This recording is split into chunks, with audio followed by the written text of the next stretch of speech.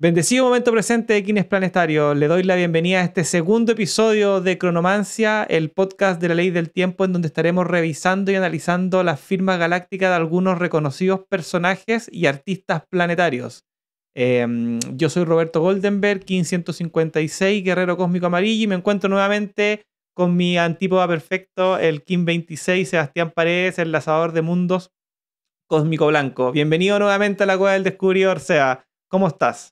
Muy bien, gracias por compartir este espacio, invitarme ahí a cuestionar y a jugar con la intrepidez del conocimiento, de la inteligencia y ver qué surge. Estuvo interesante el primer episodio de La Onda Encantada del Dragón, así que un gusto pasar por La Onda Encantada del Mago, porque es la onda encantada que transito, así que Perfecto. feliz de aportar ahí. Claro, el enlazador, para los que no saben, el enlazador de mundo cósmico es la trascendencia de la onda encantada del mago. Claro. Estamos en tu onda encantada y vamos a tener harta sincronía sin duda en este capítulo. Y es tu onda encantada antípoda también, así que Sí. Oye, bien desafiante. ¿Y ya viste el capítulo anterior? ¿Qué te pareció? ¿Estuviste conforme con lo que conversamos? Sí, ¿Ya? me parece un buen formato para jugar también con el encantamiento del sueño, para entender la importancia de la herramienta de la ley del tiempo y aprender.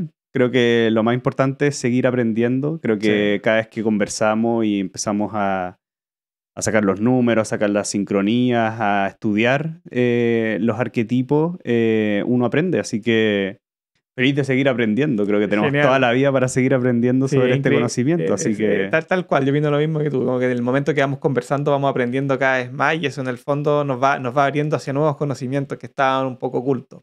Pero bueno, para los que no vieron el capítulo anterior, nosotros este programa lo llamamos cronomancia, como lo que define la ley del tiempo como cronomancia es el arte, la ciencia y arte de la navegación en el tiempo. Nosotros como crononautas navegamos en el tiempo, navegamos en la cronoesfera, que es como la esfera de tiempo que envuelve al planeta, y a través de los códigos de la ley del tiempo, principalmente del orden cíclico y el orden sincrónico, en otras palabras, el sincronario de 13 luna de 28 días y el encantamiento del sueño, vamos develando ciertas sincronías en base a la lectura oracular de ciertos personajes que son reconocidos, otros que son artistas, otros que son famosos, pero sin como matices. O sea, da lo mismo lo que la vida de la persona está haciendo, sino que agarramos un personaje que tiene harta sincronía y lo abrimos o sacamos las capas de la cebolla en este sentido para poder encontrar cuáles son los códigos de la ley del tiempo que se encuentran incrustados en su historia. Entender el orden de los acontecimientos o las sincronías, como decirle. Claro, entonces ahora nos toca revisar lo que es la onda encantada del mago, que es un proceso de 13 días, en donde aparecen 13 kines con 13 tonos galácticos distintos, y del listado que nosotros hicimos para poder encontrar a los artistas y reconocidos famosos planetarios, elegimos a 4, igual que la última vez. Y en esta oportunidad hay de todo un poco, así que va a estar un poquito divertido y un poco distinto de la última vez. Así que, ¿te parece si comenzamos? Comencemos. Démosle.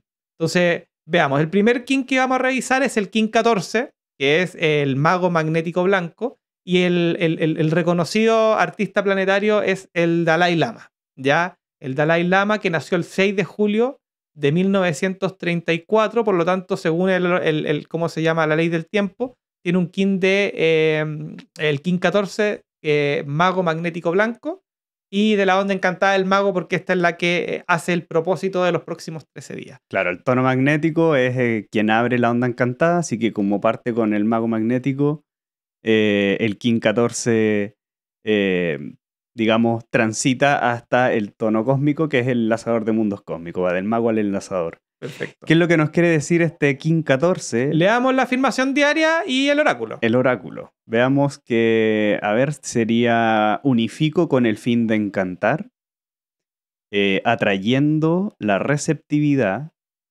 sello la salida de la atemporalidad con el tono magnético del propósito, y yo soy guiado por el poder de la atemporalidad. Claro, con el propio poder duplicado. Claro, todos los tonos magnéticos son guiados por el mismo sello, claro. Entremos en el oráculo. El Claro. oráculo del mago magnético sería como King Destino, bueno, el mago magnético, como su análogo, la serpiente magnética, La serpiente magnética. como guía, el mago magnético, Sí. la antípoda, la semilla magnética, Semilla magnética King 144. 144, y como oculto, la mano cósmica. La mano cósmica, exactamente. Y ya al tiro podemos encontrar una sincronía ahí con el oráculo para partir desde ahí. En el orden sincrónico está este oráculo, pero en el orden cíclico está relacionado con el Banco Psi.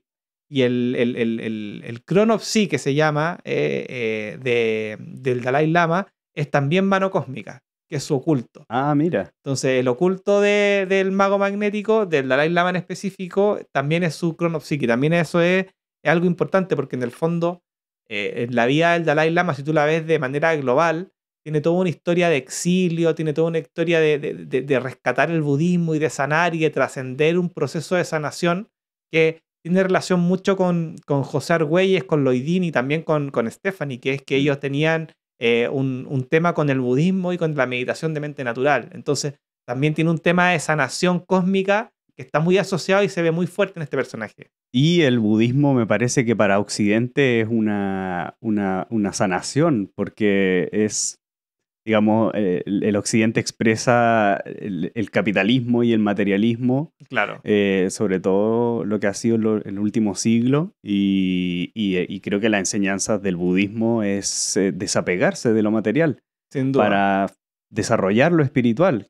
Así que el legado de este mago y de quien impulsó sobre todo, yo creo, la corriente tibetana, del budismo tibetano hacia Occidente, ha sido súper importante. Dentro de la afirmación que acabamos de leer del King 14, me resuena mucho el atrayendo la receptividad. Claro. Y de hecho creo que la onda encantada del mago y el poder que tiene este sello del mago tiene que ver con el poder de la atención, de estar absolutamente en el momento presente. Claro. Yo creo que todos tenemos la habilidad de este arquetipo, todos tenemos un mago dentro de nosotros que básicamente es escucharnos a nosotros mismos, ¿cierto? Como entender nuestro poder interno. Y creo que eso tiene que ver con la habilidad de conectarse con el presente, con lo que está pasando. Y creo que ese conocimiento que de las prácticas del budismo es precisamente eso, es tomar atención sobre el tiempo, sobre nuestro cuerpo y sobre nuestra atención, hacia dónde está yendo nuestra mente principalmente. Claro, y también tenemos relación con la ley del tiempo en el sentido de que cuando se va este tema de la meditación hacia Occidente, hay dos personajes importantes de la ley del tiempo que siguen esta corriente, que son José Argüelles y Loidín Argüelles en su principio. Es más, en un centro budista en Colorado, si no me equivoco, es donde se conocen. Se conocen los dos practicando el budismo y la meditación de mente natural en general, que es lo que ellos como que absorben de esta corriente y la introducen dentro de lo que son las prácticas diarias de lo que son la ley del tiempo. Por lo tanto, este personaje de mago magnético, que ¿cómo se llama? Es un sello y un tono muy poderoso, un kin poderoso, que más encima marca la onda encantada en la que estamos transitando en base a los portadores de años. O sea, nosotros estamos hoy día en un año que es la luna autoexistente, que es la luna autoexistente partió en un sello mago magnético. Entonces también, y en el mago magnético también fue la ceremonia de anclaje de tiempo en Teotihuacán, que hubo toda una ceremonia por la fundación de la ley del tiempo. Entonces es un kin súper poderoso y que tiene muchas sincronías que, independiente del personaje que vamos a hablar, que es el Dalai Lama, también tiene un poder trascendental y actual en lo que estamos viviendo. Exacto, la apertura de las 9 dimensiones, ¿no? La apertura no, lo que pasa es que las 9 dimensiones del tiempo de ahora parten en tormenta lunar, en el año tormenta lunar. Y el mago magnético termina un proceso de 7 años anterior. Yeah. Pero si tú lo miras desde el punto de vista de los tonos galácticos, todos los años, independiente del portador del año, que siempre son de la familia portal, que son la semilla, la luna, el mago y la tormenta, siempre van subiendo un tono. Entonces, uno puede verlo como una onda encantada. Entonces, Claro. si tú ves el tono 1, después es tormenta lunar, después, ¿cómo se llama? Es semilla eléctrica, luna autoexistente, después vuelve al mago entonado, pero siempre en el formato de la unidad estándar de medida que es la onda encantada. Entonces, a eso me refería. Pero sí, claro, también involucra la onda encantada dentro de sus 13 pasos, 9 años, que son la apertura de las 9 dimensiones del tiempo, que es el proceso en que nos encontramos viviendo como partícipes de lo que son la ley del tiempo. Claro, hay que recordar que el marcador del año es el primer día Claro. del sincronario de 13 lunas, o sea, es el kin del 26 de julio. Claro. Ese marca el comienzo y por ende todo el año. Así como el mago, como está en el tono 1, marca la onda encantada, ¿cierto? Sí. De todos estos próximos 13 días. Exactamente. Pero bueno, partamos con el Dalai Lama. Bueno, el Dalai Lama tiene una historia bastante entretenida. Yo cuando estuve estudiando su vida, leí su biografía, claro, en Wikipedia, vi un par de videos. Pero una de las cosas de la sincronía más grande que tiene este personaje es que es el Dalai Lama número 14. Claro, la reencarnación. La reencarnación número 14 de este proceso, de esta tradición, como se llama, budista tibetana. Y que claro, y que haya sido King 14 es una gran sincronía. Por lo tanto, eso yo creo que habla por sí solo. Pero a mí sí lo que me sorprendió y que lo aprendí porque la verdad sabía cómo funciona en su religión y en su pensamiento el tema de la reencarnación. Cuando estuve leyendo nunca pensé que era tan específico. Y ahí aprendí sobre los tulku, que eran como estos personajes budistas que hayan llegado a un nivel en donde ellos podían preparar su reencarnación. Entonces, en el Dalai Lama número 13 prepara su reencarnación cuando se está muriendo y da como unas señales. Dice, me voy a reencarnar en una ciudad que se llama Amdo, donde hay un monasterio y que va a haber una carretera, un tejado azul, va a haber un perro ladrando y va a haber un niño sentado bajo un pórtico. Y eso, ahí voy a estar yo esperando.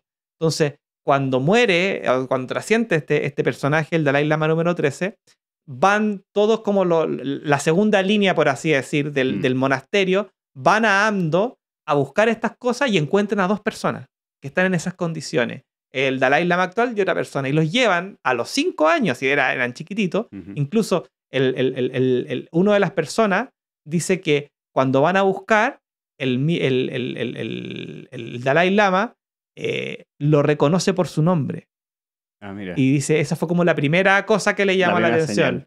Y después se lo llevan al monasterio y le presentan una serie de artículos que eran de parte del Dalai Lama y habían solo 2 de los que estaban que eran de él y este Dalai Lama elige los 2 y claro,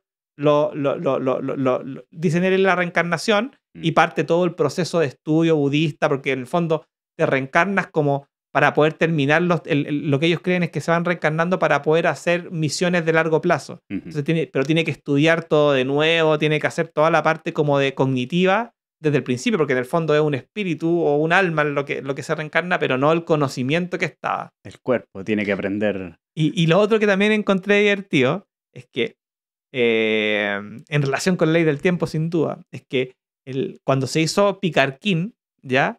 En el fondo, José Argüelles repite muchas veces que esto es como un bardo. Y el Picarquín fueron 49 días, y el bardo en la creencia budista son 49 días. Y en este caso lo que encontré yo es que ellos desde que se muere ¿cómo se llama? El 13avo y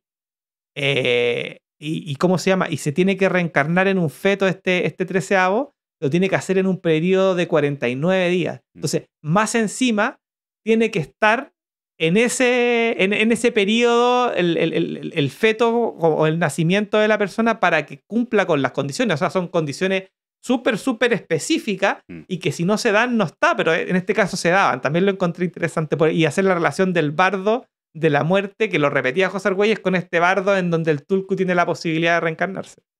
Es increíble entender el concepto de la reencarnación en este kin, en el mago magnético, que termina con el enlazador de mundos cósmicos. Claro. Es decir, llevar la atención hasta trascender, hasta de verdad transformarse absolutamente al puente que es la muerte. Es la muerte.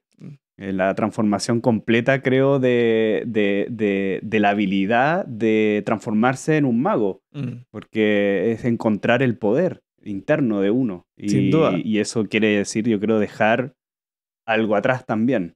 Sin duda. Y en el fondo eso. Mm.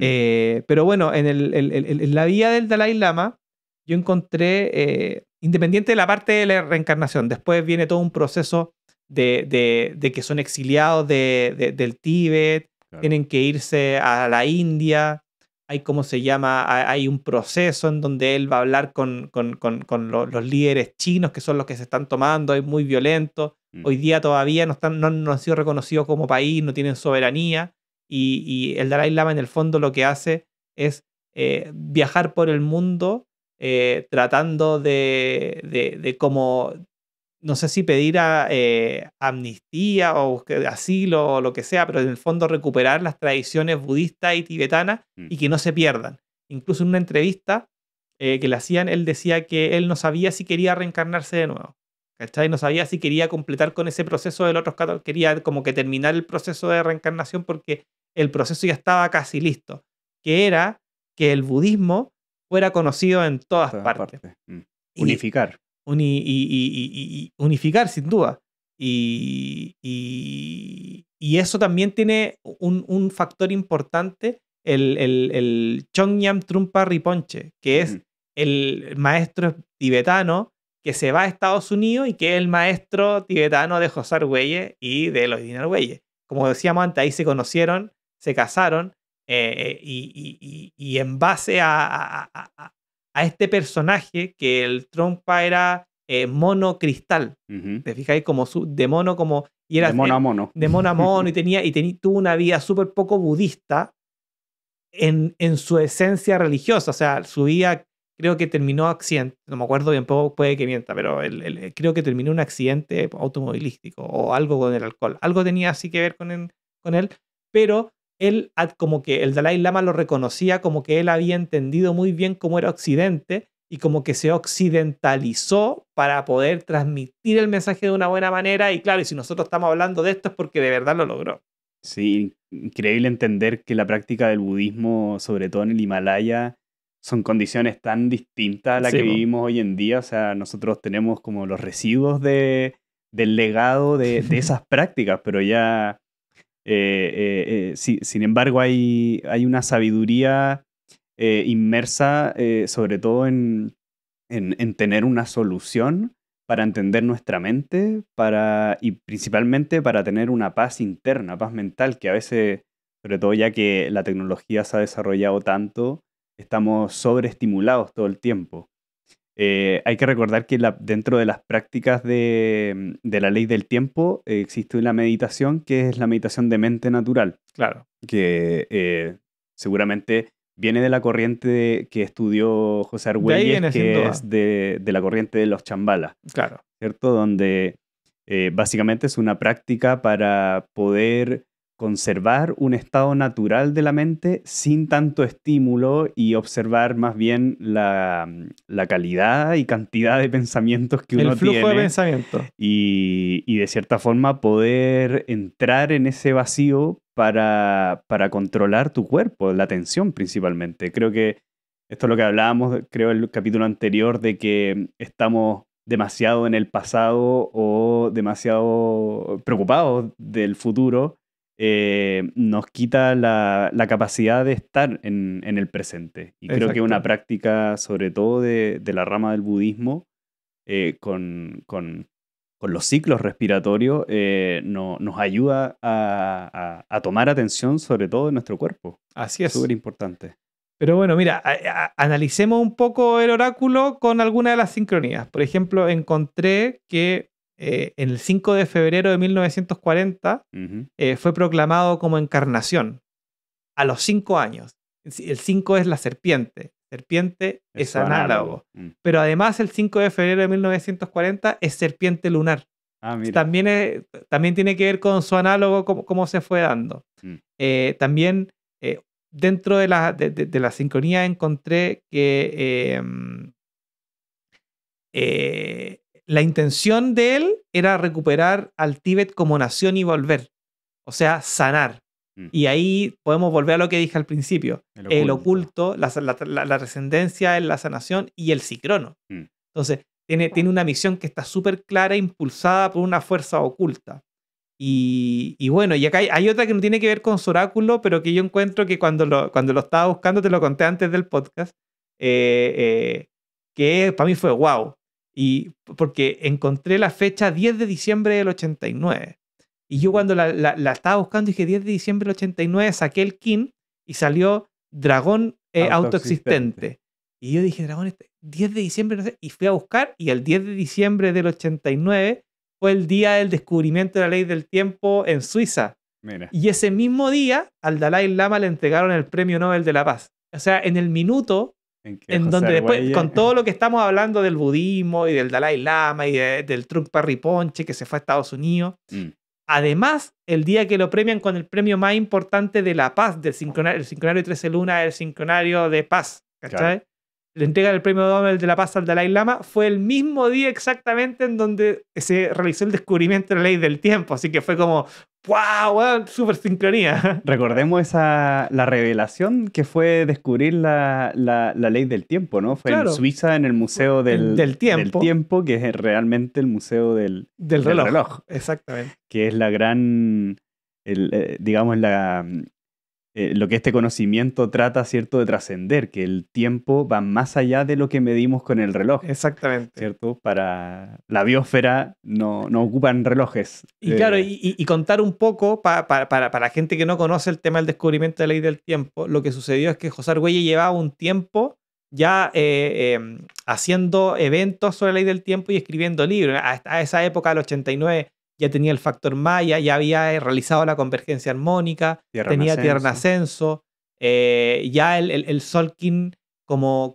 encantamiento del sueño no estaba hecho, pero sí estaba la parte del Solkin, ya había hecho un trabajo ya más o había menos. sido bestseller el factor Maya, claro, y incluso en el factor Maya, si te das cuenta, nunca habla de la frecuencia 1260. Y en Bern, en Suiza, cuando descubre la ley del tiempo, lo que descubre en el fondo es la frecuencia artificial 1260, que está codificada en el reloj como 12 horas, 60 minutos, y en el calendario gregoriano 12 meses. Entonces, 12 meses, 60 minutos, 1260. Y ahí se da cuenta de que el reloj y el calendario gregoriano crearon una frecuencia que se transforma en una proporción, el 1260, que va en contra, o quizás no en contra, que va de manera paralela, pero alejada de la naturaleza, porque él ya tenía el conocimiento que el tiempo natural que venía codificado en el Solkin viajaba o se movía en una proporción que era de 13-20. Entonces se hace la contraposición básica de la ley del tiempo, que es con el descubrimiento de la ley del tiempo, se descifra la frecuencia natural que va en proporciones de 13 y 20, 13 tonos galácticos, 20 sellos solares, y la frecuencia artificial de tiempo, que va en 12 horas o 12 meses y 60 minutos o 60 segundos. ¿Y qué ha sido nuestro programa mental en la última...? Sí, pues de la historia, de la creación de la historia. Los calendarios en general son programaciones sociales. El último fue en 1500, ya me olvidó. 82, parece. 1582, entre el 5 y el 15 de octubre, que fue el salto. Y desde ahí, lo decíamos en el capítulo anterior, en el año 441 del calendario gregoriano, que ese es un número relacionado al sincronotrón, al 21 por 21. Claro. Entonces, es un momento súper importante. Y volviendo al Dalai Lama, como para volver a la conexión, yo encontré genial que el mismo día del calendario gregoriano, el mismo kin, dragón autoexistente, y el dragón autoexistente además abre la séptima columna del Solkin, la que no tiene ningún portal de activación galáctica, es el que lo abre.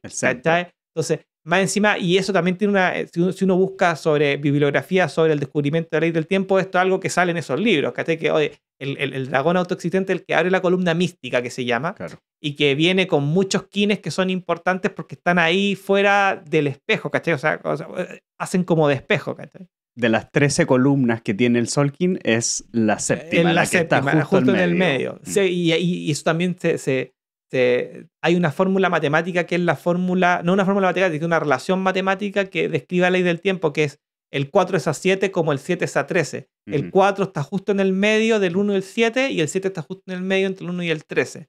Esa proporción como que se reafirma con el descubrimiento de la ley del tiempo en ese kin, y que haya sido entregado el Premio Nobel de la Paz tiene un significado que yo creo que es mucho más trascendente de lo que uno a simple vista puede decir.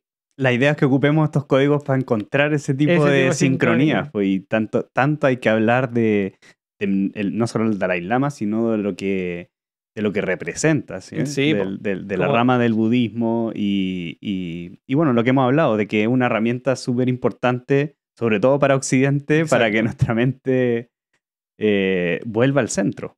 Claro, y tampoco quedarse con que hay una sola práctica budista, hay varios tipos de práctica claro. de corriente, y la ley del tiempo a través ocupa, como tú decías, la de Shambhala, y principalmente con la práctica de la mente natural, que es como la meditación más básica y más simple de todas, porque la idea es tratar de simplificar el tema. Ante un sistema tan complejo, las prácticas tienen que ser un poco más fáciles de lo que uno piensa. Sí. Bueno, yo creo que hablamos bastante de lo que tenemos sobre el Dalai Lama, una super sincronía y un par de cosas. Lo que podría decir que no se dijo es hablar un poco de la semilla magnética, que es Kin 144, y que el 144 es el día de la revelación del telectonón. Y eso también tiene mucho que ver. El 144 es un número que aparece en la Biblia, aparece en el Corán, aparece en varios textos, un número importante que es 12 por 12. Claro. Y que el Dalai Lama tenga en su oráculo, en su antípoda, el 144 como semilla magnética, le da como desde mi punto de vista, como un toquecito extra a la realidad de lo que es la ley del tiempo, porque ese kin es un kin importante para la ley del tiempo, porque es el día del telectonón. Y tanto la semilla como el mago, que son antípodas, tienen esa cualidad de la atención. Claro.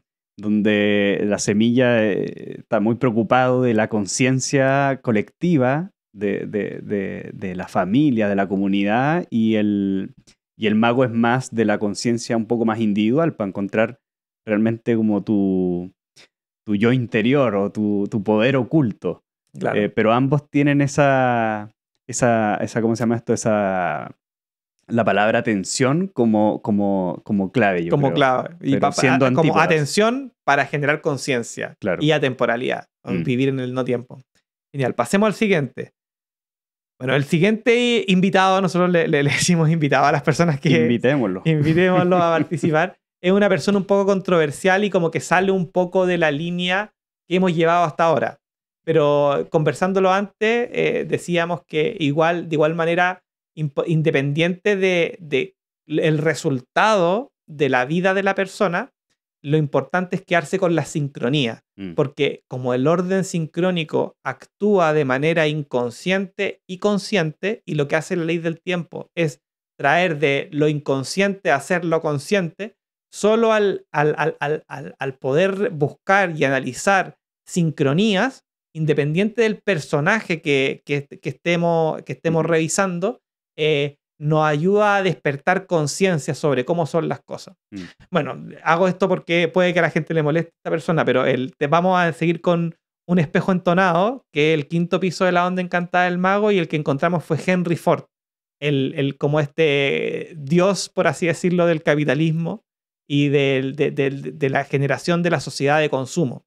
Él nació el 30 de julio de 1863, codificado por cómo se llama, por el mago entonado, perdón, el espejo entonado de la onda encantada del mago, que es la que estamos revisando, y trascendió un 7 de abril del 1947, que es semilla magnética, el mismo 1544 que estábamos hablando recién.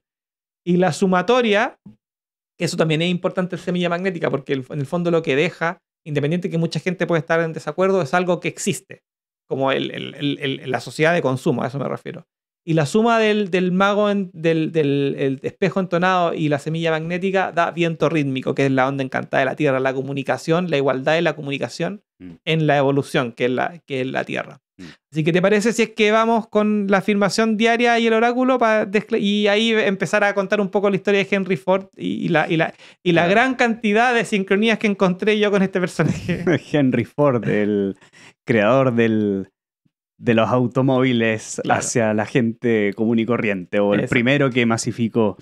Bueno, el espejo entonado, su kin es el kin 18. Kin 18. Y el kin 18, espejo entonado blanco, nos quiere decir empoderar. Claro, confiero poder. Confiero poder con el fin de reflejar. Comandando el orden. Exacto. Sello la matriz del sinfín con el tono entonado del esplendor, sí. Y soy guiado por el poder de la muerte. Exactamente. Entonces, siempre hay que tener consciente que los tonos entonados, que no hemos revisado un entonado hasta ahora, claro. El tema de conferir poder y comandar, que es como tomar control. Sí. Con él, incluso en la cosmología pulsar de la onda encantada, el tono entonado se llama la torre de control. Eso lo menciono porque después más adelante vamos a sacar varias cosas con eso. Y el oráculo, ¿cómo es el oráculo? Y el oráculo, bueno, es el espejo entonado, como análogo tiene el dragón entonado. Y ahí también encontré una sincronía con el dragón entonado, que es el 161. De ahí lo vemos. ¿Ya? El guía es el lazador entonado. Está guiado por la muerte. Guía por el lazador entonado. Su antípoda es la estrella entonada. Y su oculto es la noche solar. La noche solar. Y como Chronopsi, el Kim 20, sol resonante amarillo. De la esquina de abajo. De la onda misma onda encantada. O sea, exactamente. Harto de mago tenía este personaje. Mago. Y bueno, y partamos por eso entonces. El mago en el fondo es la temporalidad. Y la temporalidad tiene mucho que ver con el vuelo mágico, la trascendencia. Siempre en la cosmología de la onda encantada, el tono 13, que es el cósmico de la trascendencia, se une con el 1. En el fondo se viven en dos tiempos distintos, pero en el fondo es un mismo. Es un mismo proceso. ¿Cachai? Es como, yo lo explico en la escala de la música, que es do sostenido, re sostenido, mi, fa sostenido. Si tú cuentas y llegas hasta el si es el tono número 12. Y después tienes do. Que es cósmico, pero ese mismo do también es magnético porque parte de la siguiente octava. Claro. ¿Cachai? O sea, hay como una unión entre que nosotros lo vemos de forma separada, porque tú haces octava y dices, do, re, voy a saltarme la sostenida, pero do, re, mi, fa, sol, la, si, do, re, mi, fa, sol, la, si, do, do, re, mi, fa, sol. Cada escala parte en do y termina en do. ¿Cachai? Por eso se dice las 7 notas musicales, pero la octava. Pero en la octava, ¿cachai?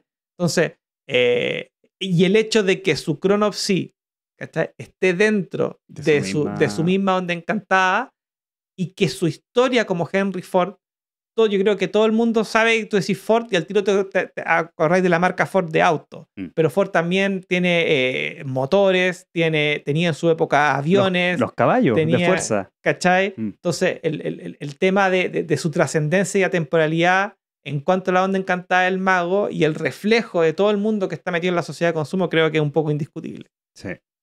Veamos la historia, la biografía de este personaje. A mí, yo conocía la historia de Henry Ford porque en el fondo el tema de las producciones en línea y el tema de la bajada de los costos y el tema de los sindicatos y el tema de cómo se llama, de la sociedad de consumo en general, es parte de mi profesión. Yo soy ingeniero comercial o, como se llama, administrador de empresa.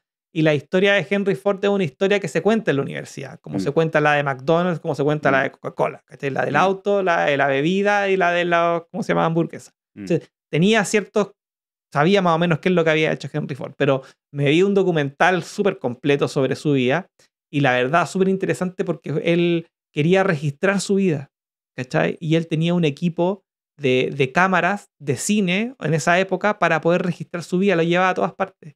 Entonces el documental son con puras imágenes de él, de verdad, en los años en blanco y negro, ¿cachai?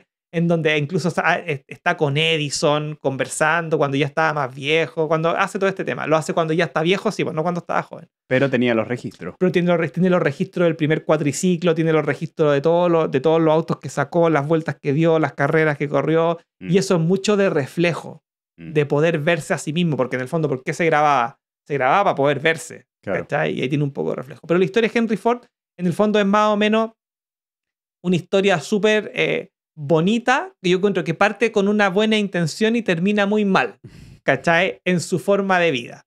Por ejemplo, él nace en el campo, cerca de una ciudad, que no me acuerdo cuál es, la debo tener por ahí escrita, pero no me acuerdo. Detroit, Michigan. En Detroit, sí, creo tenéis razón.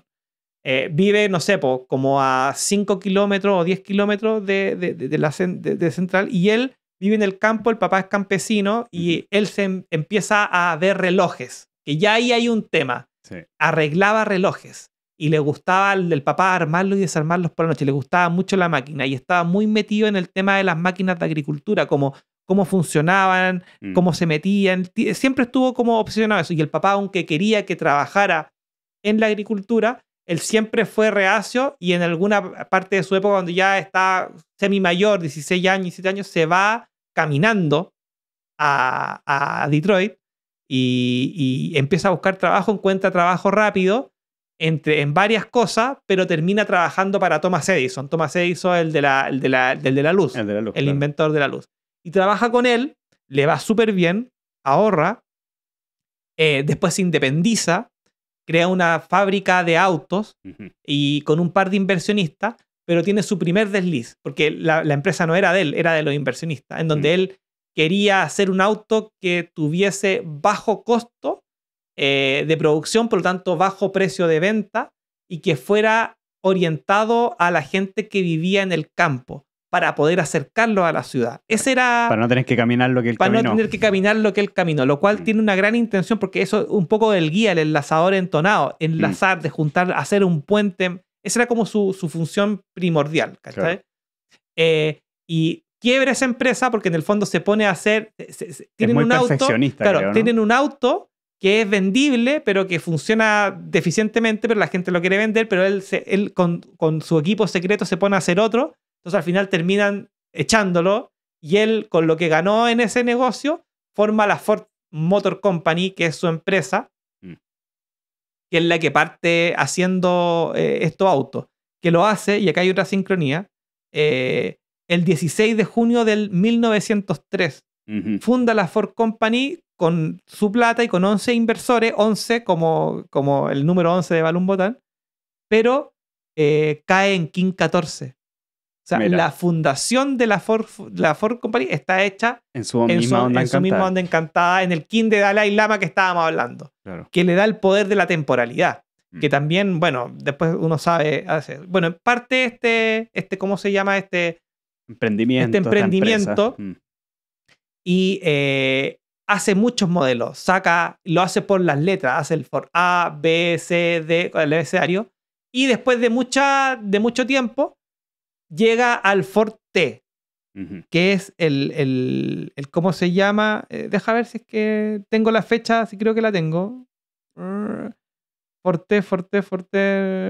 No la tengo. Pero bueno, después de varias ítems, él empieza con este equipo, empiezan a hacer cambios hasta que llegan al Ford T, que es el auto que logran sacar adelante como de producción masiva. Y ahí pasan dos sincronías que yo encuentro que son importantes. La primera es que si tú ves en el abecedario la letra T, en el abecedario que ocupan los estadounidenses, la letra T es la letra 20. Que también hay un tema también con el siglo del 20. Y es su síncrono. ¿Ah? Y el síncrono, ¿cachai?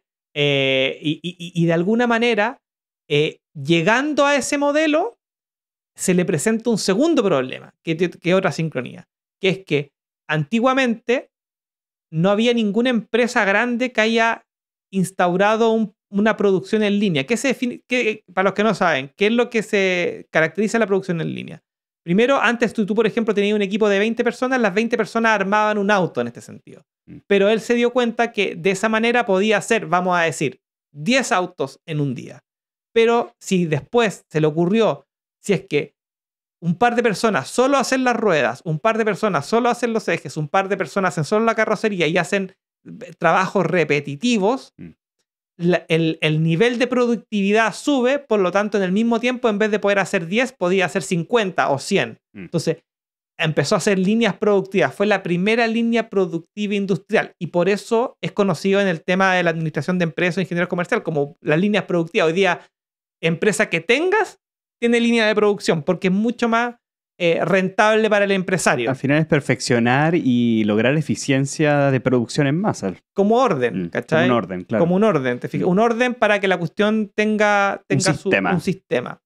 Y claro, le funcionó. La primera meta que se puso es hacer 1000 autos al día. Para eso tuvo que tener una red de concesionarios y tuvo que después a futuro se va a Europa. Tiene varias cosas, pero en ese minuto él está con este problema.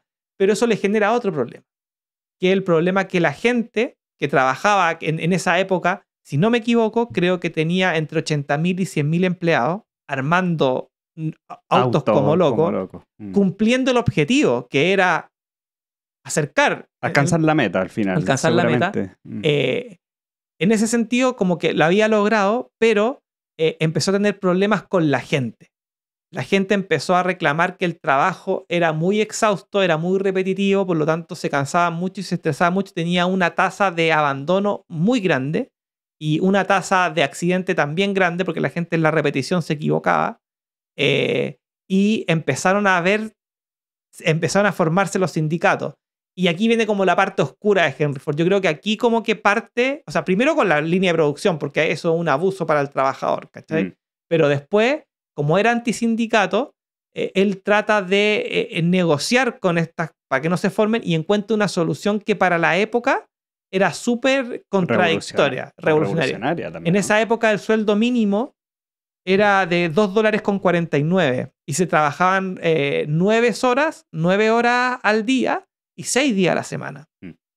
Y él a sus inversionistas les dice que teniendo este problema de tener una fábrica con 100.000 empleados, imagínate, y tenéis una tasa de abandono, no tenéis gente, no podéis cumplir la meta. Entonces, él dice, no, lo que quiero hacer es, como esta empresa es tan rentable, estamos ganando tanta plata, yo quiero hacer partícipe a las personas. Y inventa un modelo que se resume en $5 al día por 8 horas de trabajo y 5 días a la semana. O sea, mejoró las condiciones laborales que habían en el minuto, de manera, las duplicó. Entonces, y la gente le decía, pero ¿cómo va a hacer esto? Y él decía, no, porque al hacer esto, y ahí viene como un tema de como cachar un poco cómo va creando este sistema de consumo que en el fondo es lo que el güey implementa, que es que él dice, no, pues si nosotros le vamos a dar más plata a los trabajadores van a tener más plata para comprar y eso va a mejorar la economía. Claro. Que es un pensamiento que en ese momento era revolucionario. Y dentro de esa economía, ¿qué es lo que la gente quiere? Quiere autos. Entonces van a tener, ¿cómo se llama? Capacidad de comprarnos autos a nosotros. Entonces le pasaba más plata a la gente, pero al final esa plata volvía acá. Y para los que, ¿cómo se llama? No saben tampoco, el tipo hace acuerdo con los bancos para que le presten plata para que la gente pueda sacar sus autos en cuotas. Entonces ese es el primer prestamista de consumo. Por eso se estudia como referente para lo que es después la ingeniería comercial. Exactamente, y la administración de negocios en general. Y si tú analizas todo lo que hemos dicho, y lo llevas al oráculo, te das cuenta que él tiene como análogo la estrella, que es un artista, y el artista la crea... como antípoda. Tiene la estrella, y la estrella es el arte, la creación de arte. Y aunque la creación de un auto, independiente que sea una máquina, es una obra artística, ¿cachai? Claro. Si tú te vayas al lado del análogo, tiene al dragón, y el dragón es el inicio. Dio inicio a una sociedad de consumo, ¿cachai? Fue el primero, empoderó, ¿cachai? Y dijo, ya, hagamos esto, yo quiero que esto sea algo que funcione. Ahí hay una sincronía bien interesante porque el dragón entonado, que es su análogo, es el 1561. Y buscando ahí dentro de la biografía de Henry Ford, él registró en Estados Unidos 161 patentes, así, patentes registradas. Y dije el 161, que aquí en el 161 su análogo perfecto. Mira, qué buena. Y espera, hablando de sincronías, tenía una sincronía que me faltó. Bueno, para terminar lo que estaba diciendo, el dragón entonado, pero tiene como culto la noche solar. Y la noche solar es abundancia. Y independiente que la abundancia se mide en una variable grande de cosas, él fue el primer billonario, el multimillonario estadounidense. Y él tiene una forma de abundancia. También como que inconscientemente él hizo todo el trabajo de enlazar mundos, de crear un producto artístico, de iniciar un movimiento y de generar recursos, que en el fondo hace que el oráculo esté muy, muy presente en su vida. Yo estudiando la vida de Henry Ford, me era imposible no vincularlo con mi abuelo. Porque mi abuelo es espejo entonado, el mismo King, que de él. Y él fue gerente de producción de la empresa de bata. Producía zapatos cuando los Con línea de producción. Con línea de producción, encargado de la línea de producción. Okay. Cuando los zapatos se hacían acá, no en China. Ah, bueno. en la época de bonanza. En la época donde las fábricas estaban aquí, ¿no? Claro. No estaban al otro lado. Y veo mucho de la historia de este personaje, obviamente guardando las proporciones, en la vida de mi abuelo, escuchando cómo fue su historia de perfeccionar un sistema que produjera zapatos de buena calidad y también encontrando el personal adecuado y tratando de manejar a las personas para que el sistema funcione. Y mucho de lo de la vida del espejo entonado Henry Ford me trajo a siempre las memorias de esta conversación con el espejo entonado que tengo, que es mi abuelo, que Qué interesante. aparte de mi misma onda encantada. Entonces, sí, ahí encontré muchas sincronías, pero a nivel muy personal. Está sí, mi abuelo muy presente en el estudio de este personaje. Qué bueno. Y bueno, y pasemos como a la parte más oscura de Henry Ford, porque yo creo que hay que comentarle igual para los que no saben. Por ejemplo, es reconocido abiertamente que Hitler era un fanático del pensamiento de Ford. Ford, en un momento de su historia, deja a su hijo Edsel como a cargo de la empresa y que siempre lo criticó. Nunca el hijo tomaba una decisión y él controlador absoluto. Y que un orden y bajar costos y aumentar producción era como su filosofía, su obsesión, por así decirlo. Compra un diario y empieza a publicar como este tema racista, antisemita, medio nacionalista, asociado también un poco a los republicanos en ¿cómo se llama? En Estados Unidos, y que Hitler toma muchos de los textos publicados por Henry Ford y lo menciona en su Mein Kampf. O sea, a ese nivel. Es el norteamericano mencionado es el único norteamericano en Mi lucha, en donde Hitler ya hace todo este desarrollo del nacionalismo nazi.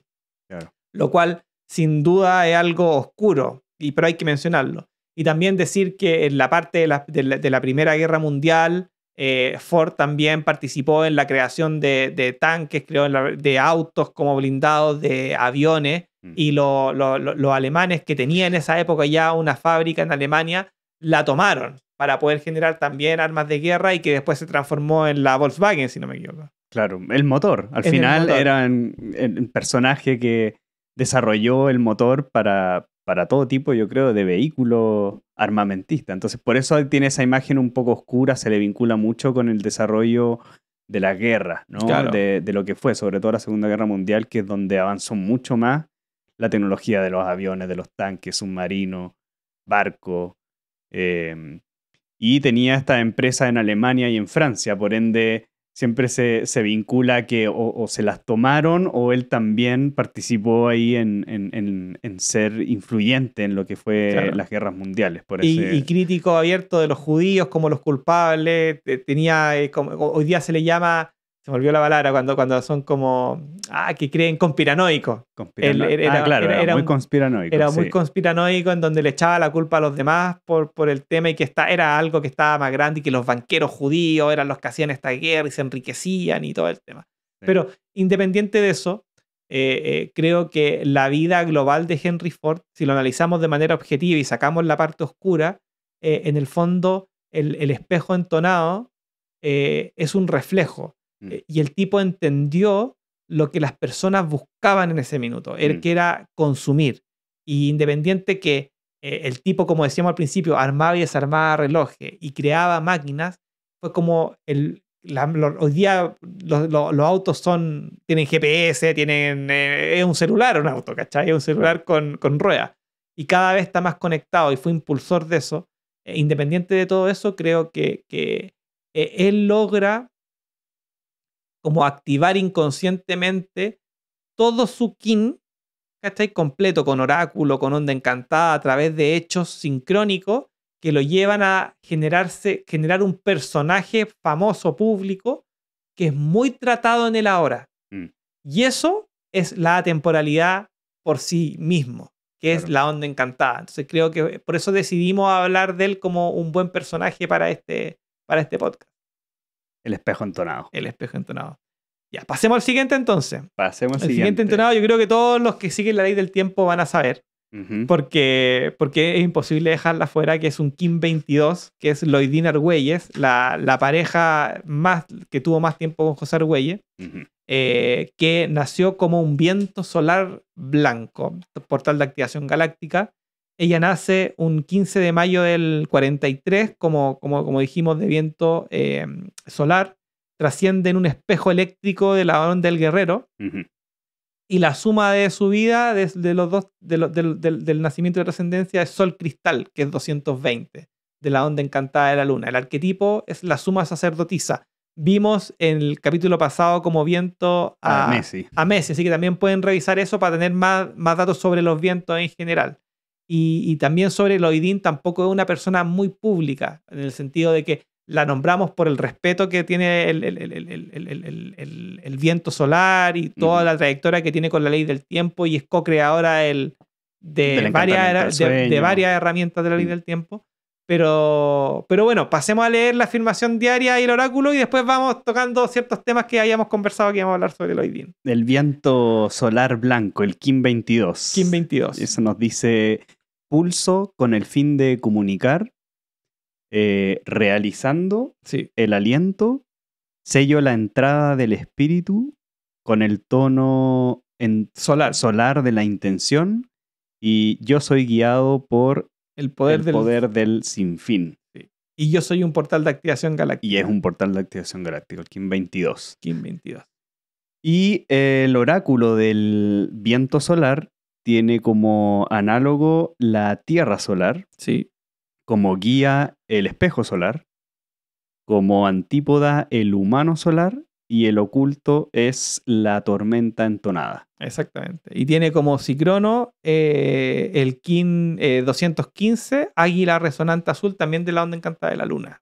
Ah, mira, su sicrono y la suma de la trascendencia con la cementa están en la onda encantada de la luna. Interesante entender que el Kim 22 es el doble del Kim 11. El doble del Kim 11. De su pareja, que fue José Argüelles por 22 años. Claro. Así que hay una linda sincronía del número 22, ¿cierto? Y sumados, el 22 con el 11 hacen el 33. Es decir, el caminante del cielo resonante.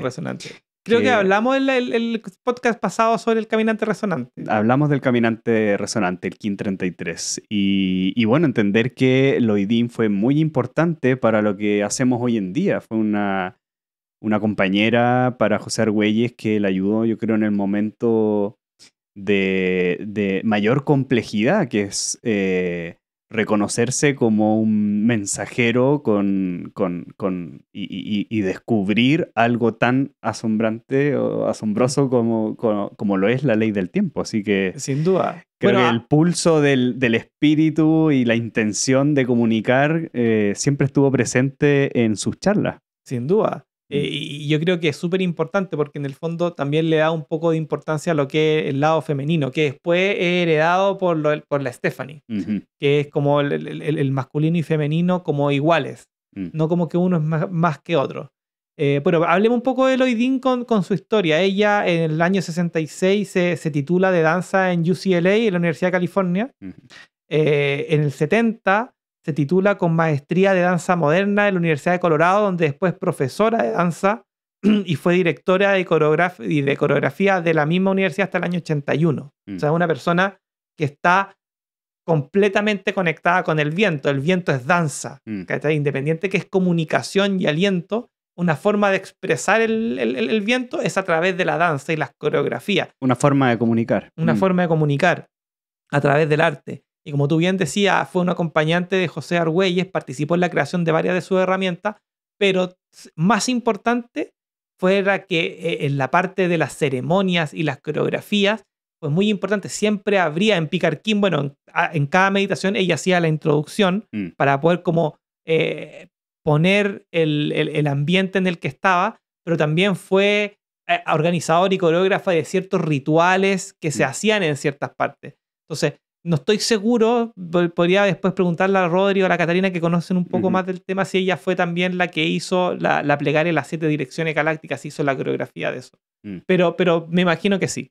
pero sin duda... Ah, bueno, y después en el 73, y aparte con el tema budista. Y en el 81 se encuentra con José Argüelles en el centro budista de Chongpa Trungpa Rinpoche, y ahí es donde se conocen. O sea, se conocen a través del tema del mundo de la meditación. Que lo hablamos en el Que lo Mago hablamos en el Magnético. Mago Magnético.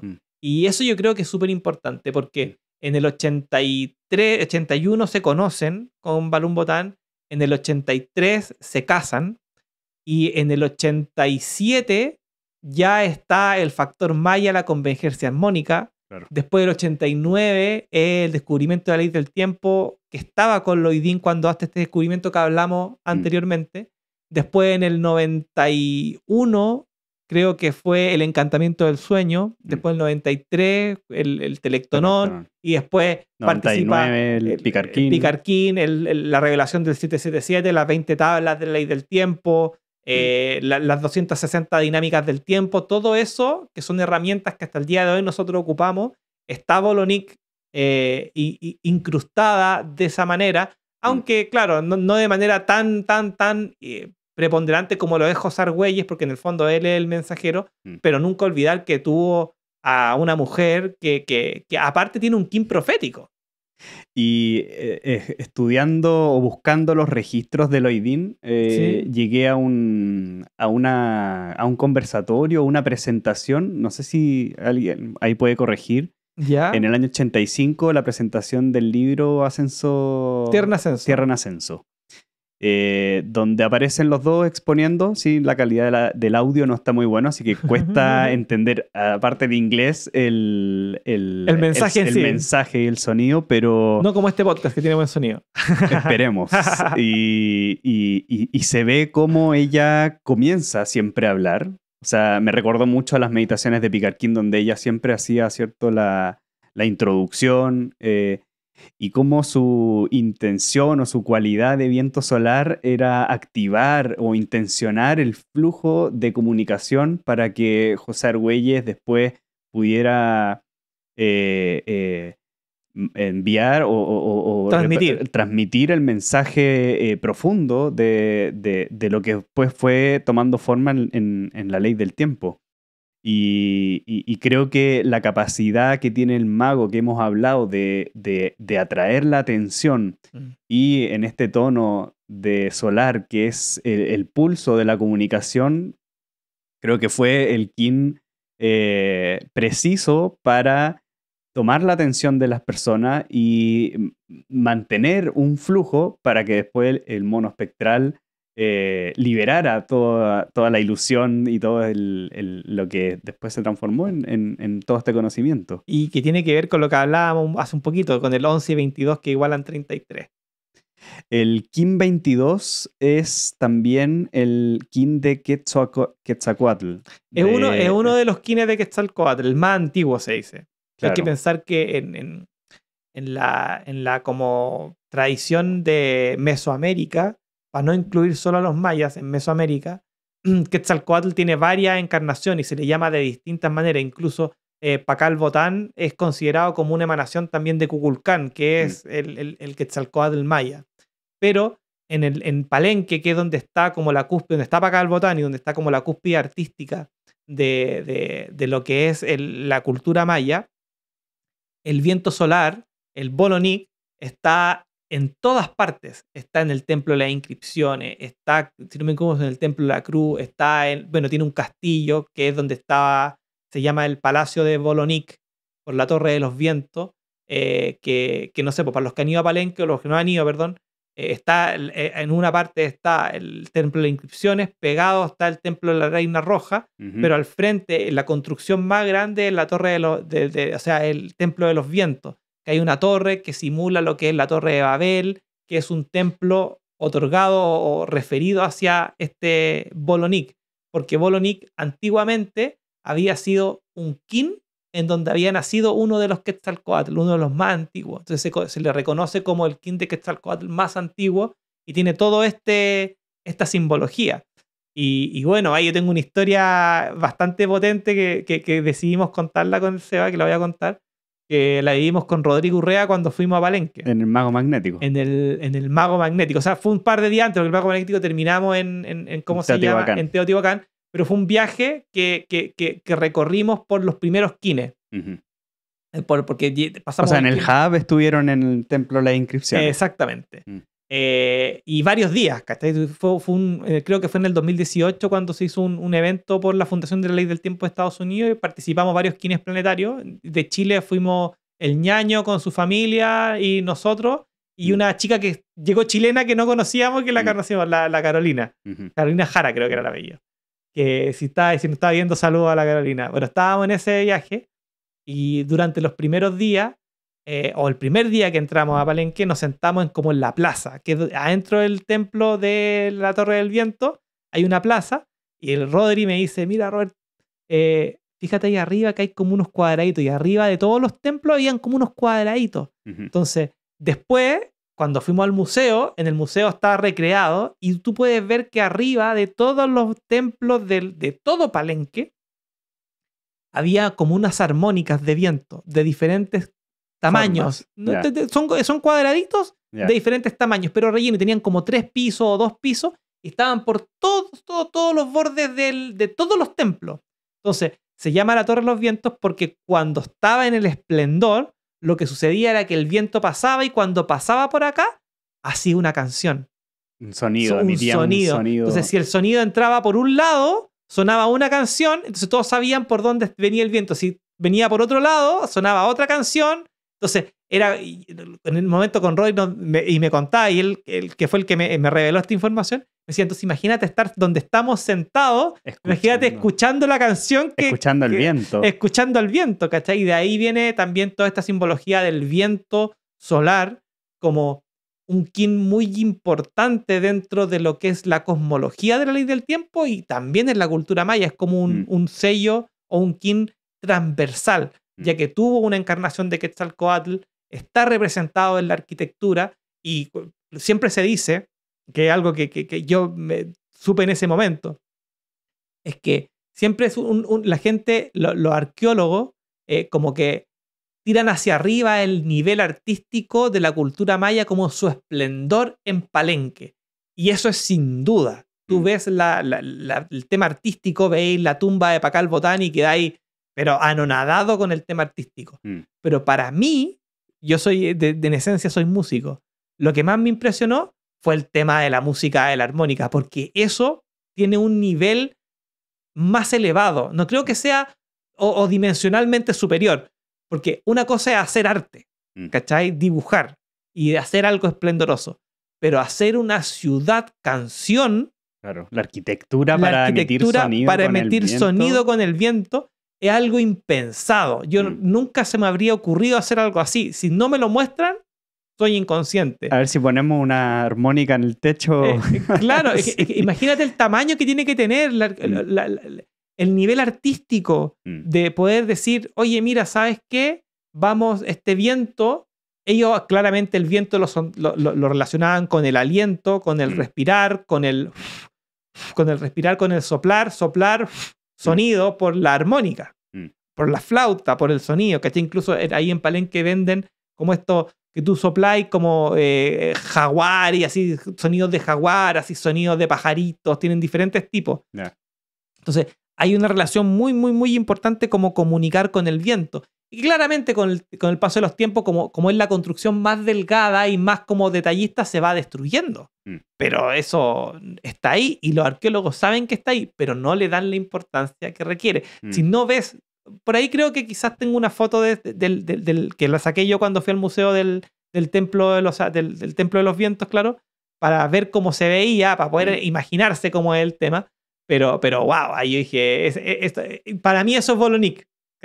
Volviendo a eso, es como, lo voy a poner como en una frase un poco más decorada. Es como que Volonic fue la armónica que utilizó Balún Botán para poder comunicar toda esta herramienta y plasmarla en los juegos que hizo. Tenía que estar ese kin. Tenía que estar ese sello, kin. ese tono.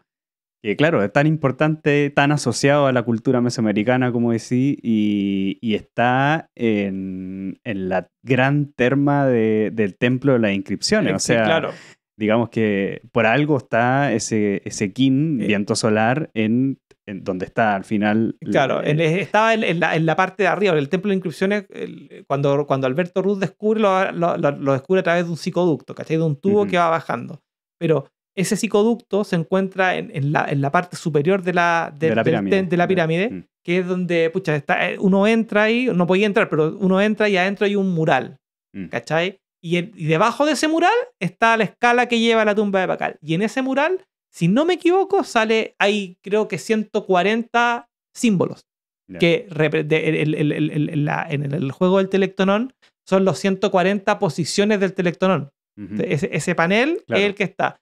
Y creo que el que está repetido más veces, o sea, eso lo tengo seguro, no sé cuántas veces, pero sé que el que está repetido más veces es el viento solar. Es como el código que tú decís, ¡ay, mira, ahí hay uno! Este igual a ese, este igual a ese, este igual a ese. Y es porque en el fondo cuenta la historia de la creación, en donde el viento solar como Quetzalcóatl en esa encarnación, porque después Quetzalcóatl aparece en el futuro de Palenque con otro kin, que se relaciona generalmente al caminante del cielo magnético, ¿cachai? Pero eso también es otra. Y que en el fondo de ahí viene toda esta información con el viento solar. Sí. Bueno, y lo último que podemos decir, quizá, no sé, que quizá la gente que conoce un poco la historia es que fueron José Argüelles junto con Loidín los que trajeron a Stephanie a vivir con ellos y que claro, y que hicieron todo el traspaso de las historias cósmicas, y ahí hubo un conflicto interno entre José Argüelles y Loidín que no me quiero meter, pero sí reconocemos que sabemos que hay un conflicto, pero que en el fondo era necesario para que el conocimiento fuese trascendente y también darle espacio a los nuevos procesos. Yo lo veo por lo menos de esa manera. Y para los que quieren saber más sobre ese tema, Stephanie tiene un libro que se llama, no me acuerdo cómo se llama, pero Tiempo, Calendario y Sincronicidad, algo así se llama. Yeah. En donde, que está en español, está en inglés, en donde cuentan, es como una biografía resumida de lo que... Justo esa etapa. O aparece esa etapa bien... Aparece esa etapa al final, porque en el fondo Stephanie... lo que hizo en su momento, hizo la biografía de un viajero en el tiempo, que son 3 tomos de un libro de la biografía de José Argüelles, que cuenta todos los detalles y toda la sincronía. Es un libro que tengo acá, pero hay que mostrarlo así. Son gruesos, ¿cachai? Son libros de arte e información. Y que está muy, muy, muy, muy completo. Pero después hace un libro que se llama esto como Tiempo, Calendario y Sincronicidad. Tiempo, Sincronicidad y Cambio de Calendario, así se llama. En donde este libro lo resume como en los pics para poder hacer un libro de un tomo que lo podáis leer todo. Y ahí cuenta mucho de la historia de José Argüelles y el traspaso y de su punto de vista, cómo ella vivió el proceso donde estaba escribiendo las historias cósmicas. Creo que la primera y la segunda la hicieron estando con los 3 viviendo juntos, y después la última la hicieron ellos 2 solos, y la última, el 7 lo hizo la Stephanie sola. Así que... Mira, hay harta historia, sobre todo de lo que es el movimiento. Yo creo que también eso es bastante interesante. Los que siguen el sincronario 13 de Luna, entender también por las etapas que ha pasado, ir hacia los libros donde está todo eso escrito para seguir estudiando y entender de mejor forma la misma herramienta. Exacto. No vimos mucho el oráculo porque no encontré muchas fechas de Loidín. Solo las fechas que relacionadas con la publicación de los libros, pero en general tampoco había una sincronía muy grande. Lo que sí puedo hacer, como a la rápida, así viendo el oráculo, él tiene como antípoda al humano solar, que es como el arquetipo de creación en el que estamos, ser humanos solares, ¿sabes? Guiado por el orden, el espejo, guiado por el orden, el sinfín. Que eso también le da un poco bueno, el descubrimiento de la tumba de Pacal fue en un kin espejo, y el espejo es el reflejo, y el reflejo de las personas, pero tampoco quiero ponerme a inventar cosas, ¿cachai? Que lo digo mejor, que no encontré muchas fechas de sincronía, y creo que hablamos suficiente sobre el kin y la persona que la gente entiende un poco. Creo que Loidín también merece un programa también aparte, porque creo que tiene un legado súper importante en lo que es la ley del tiempo, y claro que seguro que en algún minuto nos vamos a decidir a hacer eso. Sí, Genial. Ahí con personas que hayan compartido con ella, lo que hablábamos también fuera de micrófono. Mira, se me acaba de ocurrir una idea, después te la comento, se me acaba de ocurrir una idea con lo que acabáis de decir, man. Eso de que comentábamos de que, bueno, estamos leyendo el libro de la Catarina y tiene anécdotas con Loidín que la verdad como que a uno le van entendiendo un poco cómo se formó todo y cómo son estos encuentros personales, más allá de las enseñanzas, sino la parte humana. Y eso es súper rico también de leer, de conocer cómo se ha ido traspasando esta información, esta práctica y estilo de vida. Bueno, aquí, ya que mencionaste a la Catarina, bueno, aquí nos mandó su libro, que son súper pocas copias. Yo no lo he leído todavía, lo tengo nuevito todavía, lo voy a empezar a leer en los próximos días. Pero felicitar también a Catarina, toda su experiencia, todo lo que ya tú me contaste que más o menos está en este libro, y agradecer también el haber dejado esto que se ve maravilloso como un registro para la gente que va entrando, que sepa que el camino de la ley del tiempo no es el 2012. Claro. Que no terminó en el 2012 y que todavía hay quienes planetarios como nosotros, como Rory, como la Josefina, Seba, no sé, por la Big Mancha, la Catarina, la Neris, todos, ¿cachai? Si se me queda alguien afuera, disculpa, pero todas las personas que han participado, que en el fondo han mantenido la vibración de este tema bien arriba. Bien vigente. Sí. Pasemos al último invitado, que te voy a pasar el micrófono. Ya lo he decidido, que he hablado mucho en esta onda me encantaba. Y es Tuquín. Porque es Tuquín, y cuando, mira, como preámbulo, cuando estábamos partiendo con este podcast y como viendo cómo lo íbamos a hacer y todo el tema, tú me preguntaste a mí, me dijiste, oye, tú como Guerrero Cósmico, ¿cuál es tu referencia de Guerrero Cósmico? Yo te dije Manuel Pellegrini, que vamos a hablar en la onda encantada de la semilla cuando me toque. Y yo, ¿cuál es el tuyo? Y tú me dijiste Manu Ginóbili. Acá mi compadre Sea, amante del básquetbol, se encontró con un King súper reconocido argentino que tiene su mismo, ¿cómo se llama? La misma firma galáctica. Y la verdad, la historia de Manu Ginóbili yo la encuentro súper entretenida. Me encanta como cambiando ya al tema del deporte. A mí el deporte me gusta como relación artística. Y bueno, déjame hacerlo a la rápida para llegar con la estructura que tenemos planteada. Bien. 28 de julio del 77, lo que lo hace en Cicrono Dragón Magnético. Porque empezando el año, porque el 26 de julio empieza el año. Enlazador de mundos cósmicos, Kit 26, Onda Encantada del Cicrono del Mago, perdón. Onda Encantada del Mago, Cicrono, Dragón de la Onda Encantada del Dragón. Así que y el arquetipo galáctico, el Hierofante. El Hierofante. Démosle. Cambiado, o sea, el puente entre la vida y la muerte. El puente entre la vida y la muerte. Vamos con la afirmación. La afirmación del Kim 26 es: perduro con el fin de igualar, trascendiendo la oportunidad, sello el proceso. El almacén. El almacén de la muerte, con el tono cósmico de la presencia, y soy guiado por el poder del amor. Del amor, del corazón. Del corazón. Sí, claro. Del corazón, el perro cósmico.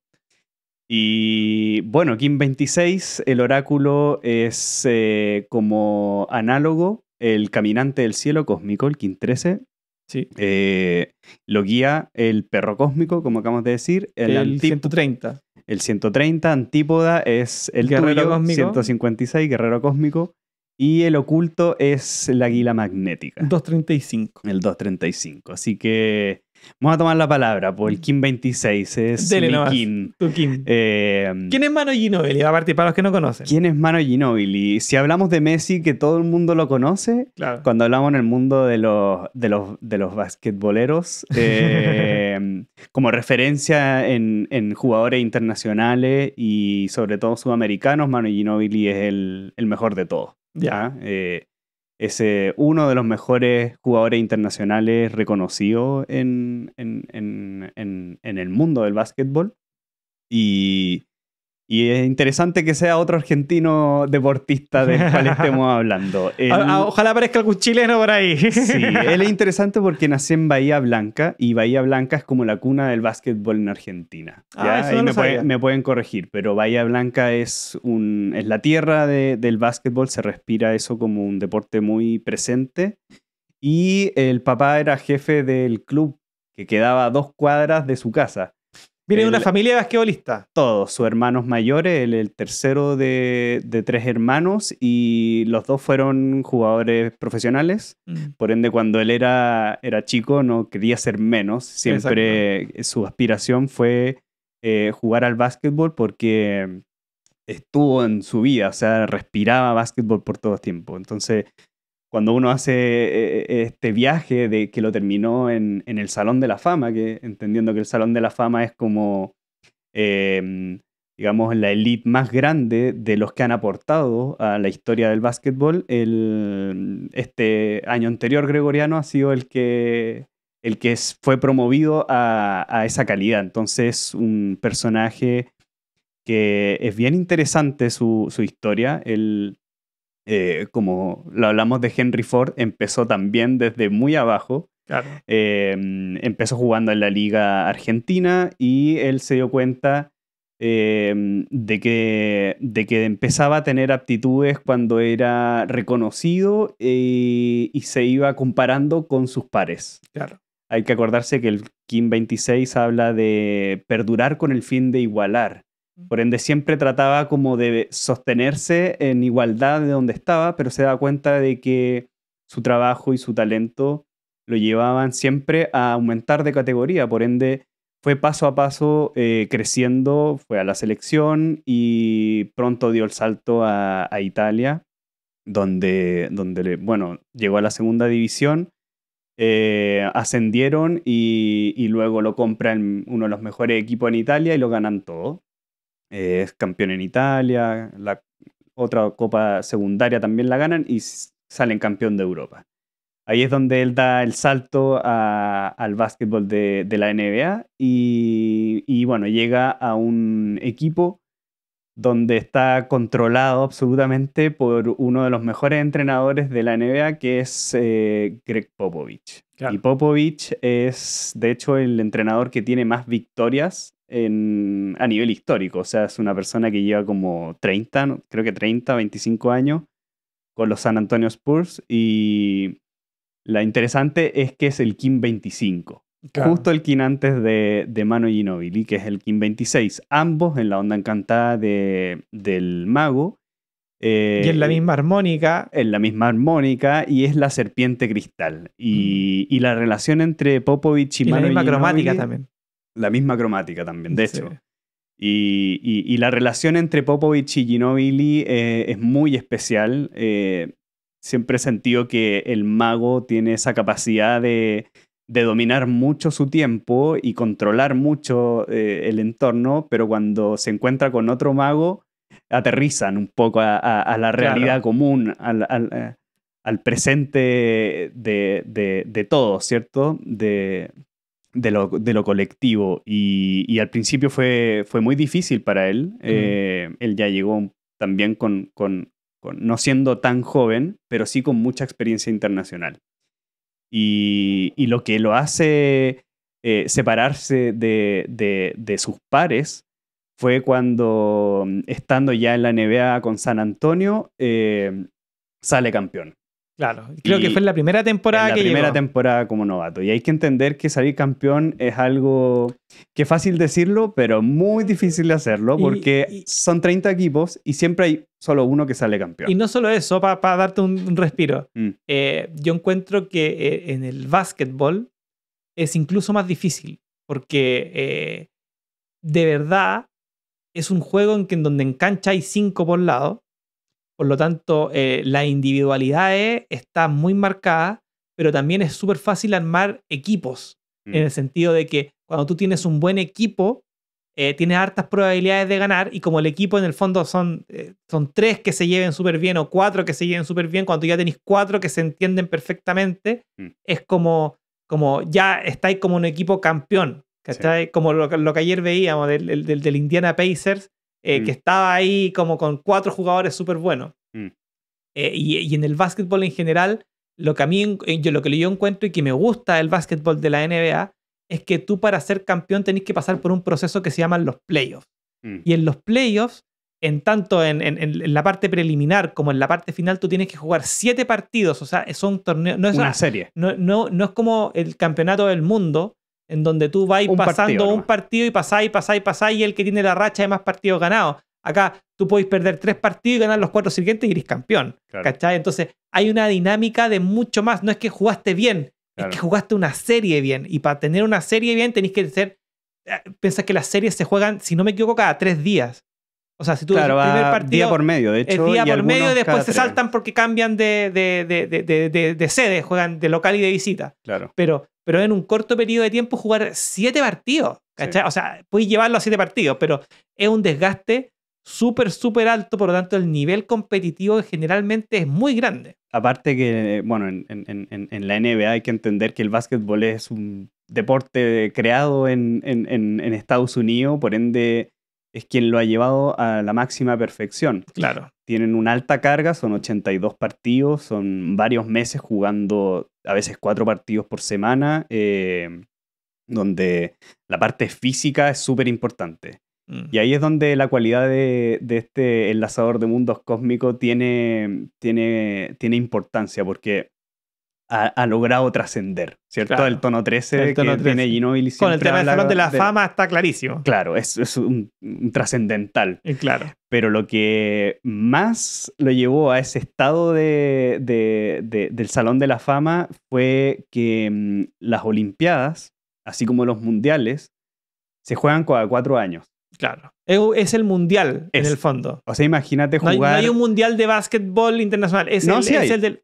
Sí hay. Pero en las Olimpiadas es más reconocido como competición que mismo el mundial de básquet. O sea, podríamos decir... Tal vez estoy equivocado, pero... Podríamos decir que para los jugadores es más importante las Olimpiadas que el mundial. Sí, colgarte la medalla de oro es más algo, importante. Sí, y lo importante es que ahí no se hace una serie, o sea, no tenéis 7 partidos para ganar la medalla de oro. Tú tienes un partido y ese partido se hace cada 4 años.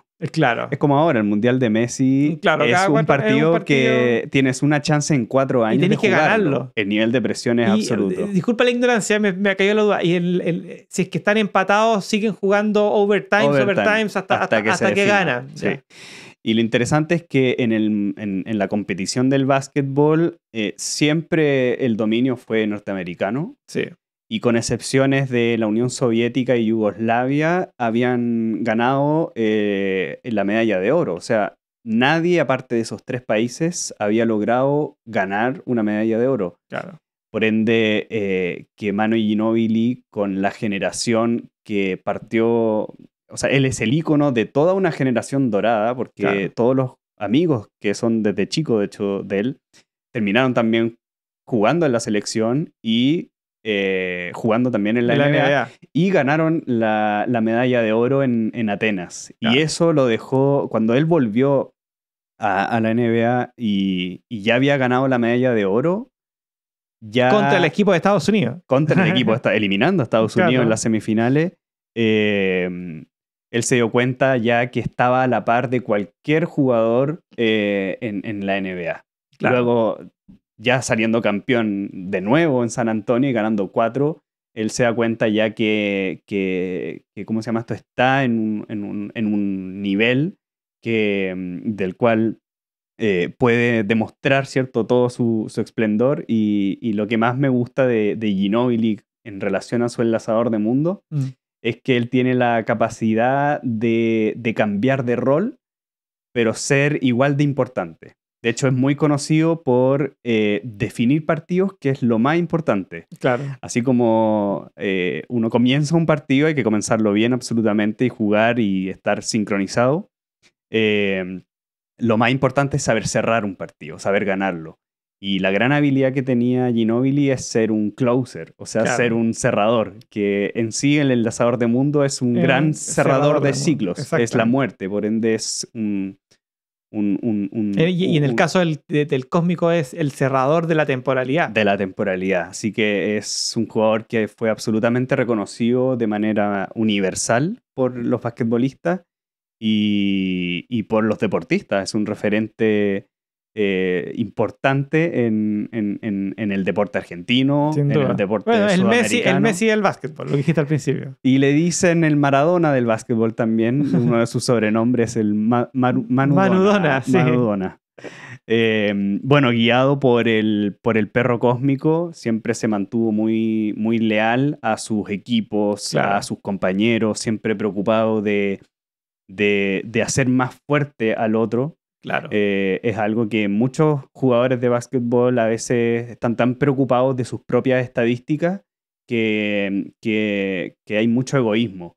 Y tanto Popovich como Ginobili, digamos, crearon esas bases para que siempre fuera un gran grupo. Y los San Antonio Spurs, sobre todo del principio de la década de los años 2000, Claro, que para que la es gente su también, auge, claro. en el 2000 ganan 4 títulos. Ganan 3 y en el 2014 ganan el Ya, último. ganan 3. Ganan Y también 4 al final. En la época 2000-2010, que fue una época en donde era la época dorada de los Lakers, con Kobe Bryant, con Shaquille O'Neal, ¿cachai? Que son como nombres muy reconocidos. Claro. Este equipo, armado con un argentino, con un francés como Tony Parker y con un americano como Tim Duncan, eran un contrapeso importante a estas magnas estrellas. Entonces, hablar de Manu Ginóbili y los Spurs de la temporada o de la época 2000, la primera década del 2000, en el fondo es el contrapeso que encontró Kobe Bryant y Shaquille O'Neal para ser campeones más veces, porque ellos son los que más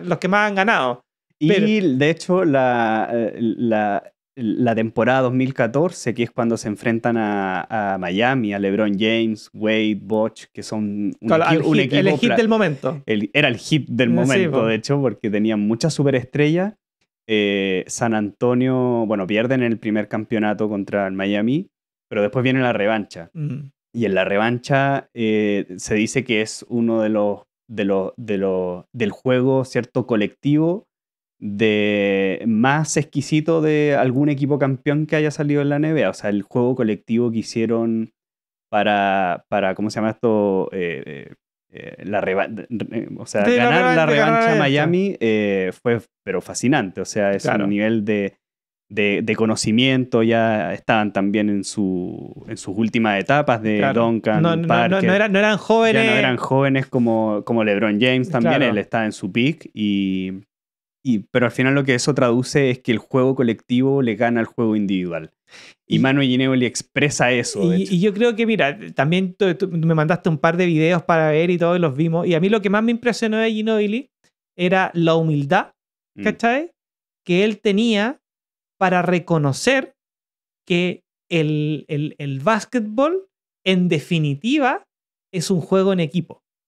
Entonces, él siempre se ponía primero en la posición de que cada vez que terminaba una temporada veía los partidos para saber qué es lo que tenía que mejorar.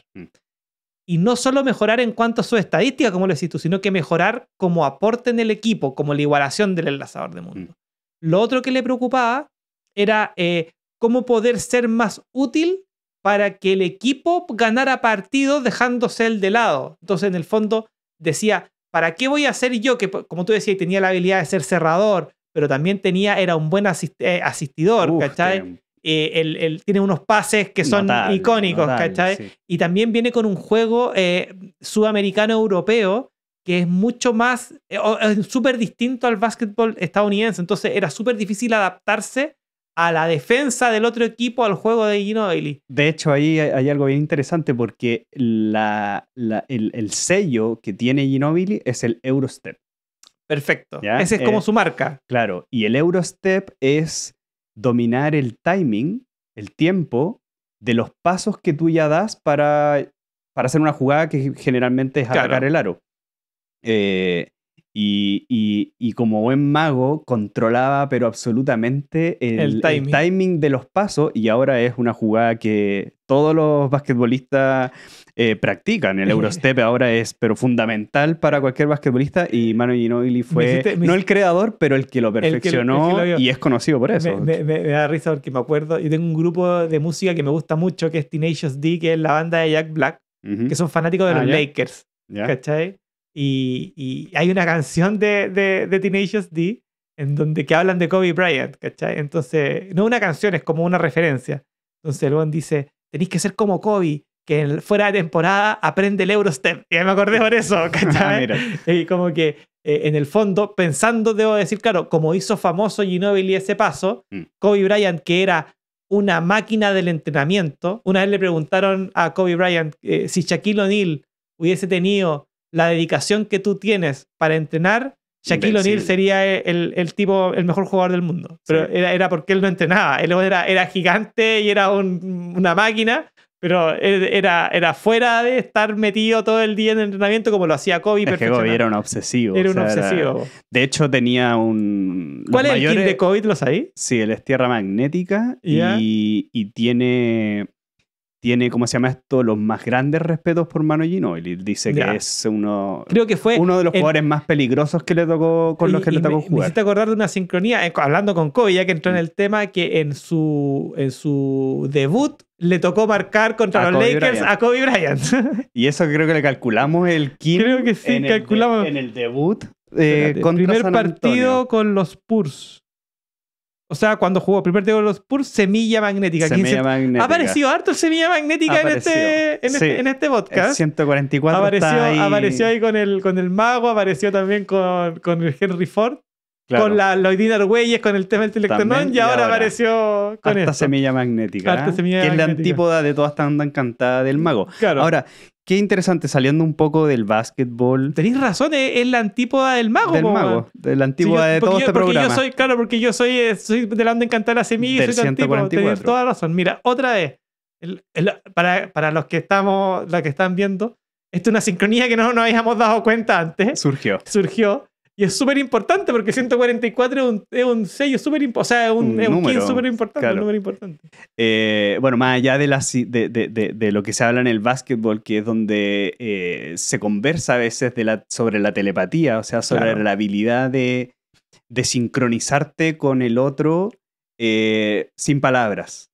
Entonces, en el mundo del básquetbol, sobre todo de este nivel, hay muchos basquetbolistas de la NBA que han hablado, obviamente no entendiendo la telepatía tal vez como la entendemos nosotros, pero de esa afinidad, de esa cualidad.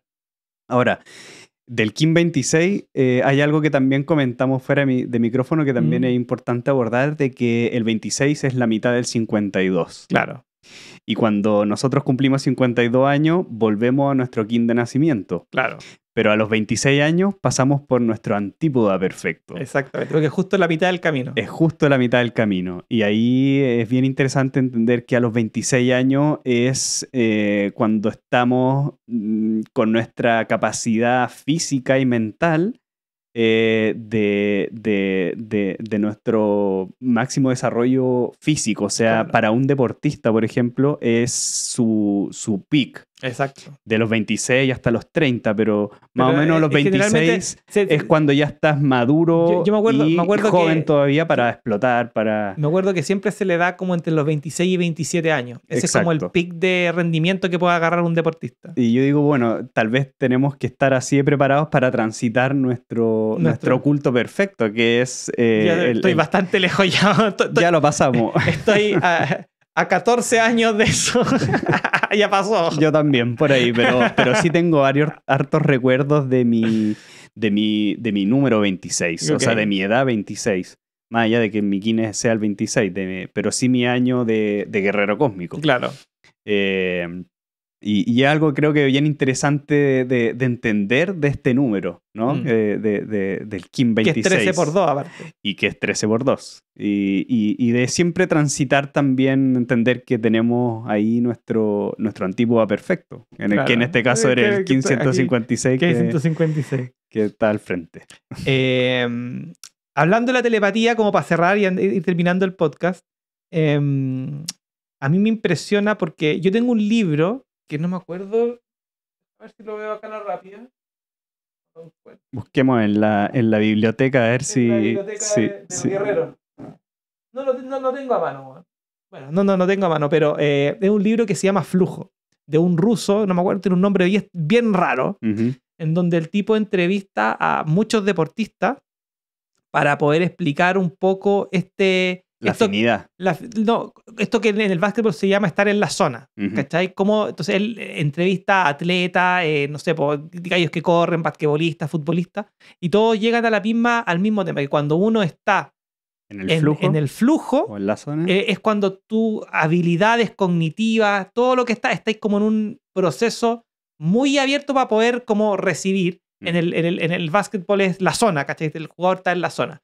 Pero cuando tú logras que un equipo tenga a varios jugadores en la zona, se genera un flujo en donde la respuesta, que es lo que hablábamos ayer, decía, oye, la respuesta de dónde voy a dar el pase, cómo se va a hacer, ya no es algo pensado, es algo telepático. Y como el básquetbol es un juego que se juega muy intenso, con mucha anotación. No hay tiempo para pensar. No hay tiempo. Y de vuelta, tú, por ejemplo, tiráis un triple y no lo achuntáis, ya tenéis que estar pensando en la defensa y no en por qué no hay tiempo. No hay tiempo. Entonces, es un juego en donde la telepatía se nota mucho. Y eso, Manu Ginóbili lo dice, oye, ¿sabéis que aquí como que jugábamos telepáticamente, casi como una broma? Pero es eso, ¿cachai? Es que cuando tú estás a un nivel de deporte profesional, o sea, que estás entrenando profesionalmente, tienes tu cuerpo físico súper conectado, tu mente súper enfocada en el momento presente y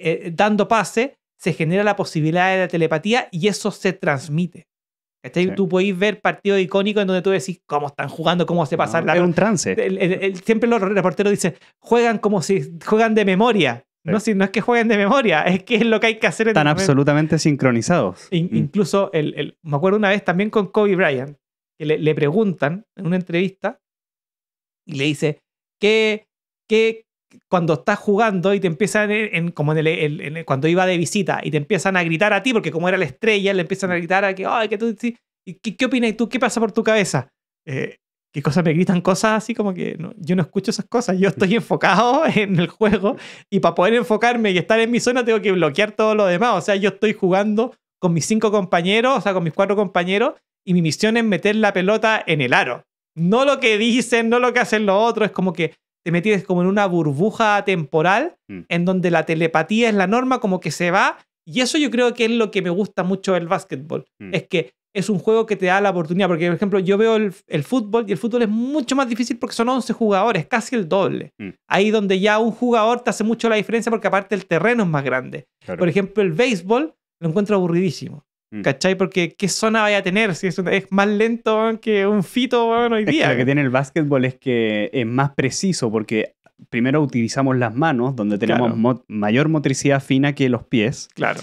Y el aro, en general, es más pequeño, ¿cierto? Claro. Que un arco de fútbol. Entonces, pura precisión. Es mucho de rachas. Claro. De sentir el momento y los momentos. Claro. Y cuando esa característica que hablabas del flujo o de la zona, eso se siente cuando la mente de un jugador está totalmente presente, que de hecho era la gran habilidad que tenía Manu Ginóbili para ganar partidos. Que estaba con la onda encantada, exactamente. Pero, por ejemplo, el máximo ícono del básquetbol es Michael Jordan y se decía que él, con todas las enseñanzas budistas, él podía estar en el presente por mayor tiempo que el resto de los otros jugadores de básquetbol, entonces por eso podía dominar y podía... Interesante lo de Michael Jordan porque me acabo de acordar que Michael Jordan es águila resonante. Claro. Y águila resonante es de onda encantada de la luna. Y la luna es el flujo.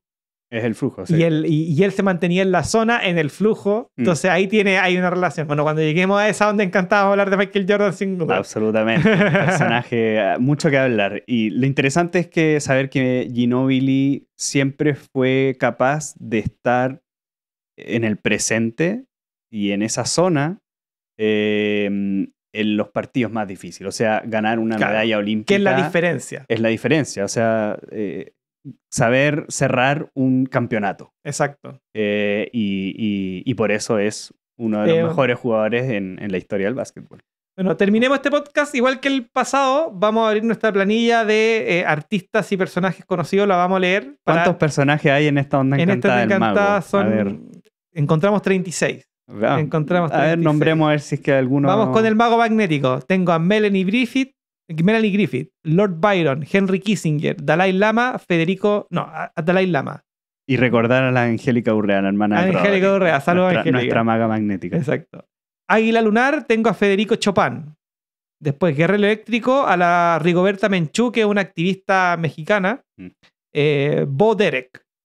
Después tengo a Tierra Autoexistente, tengo a Jane Austen, José Luis Laranche, David Niven, Marco Antonio Muñiz, Henry Ford y Marie Curie, que también podríamos haber hablado de Marie Curie, para un próximo...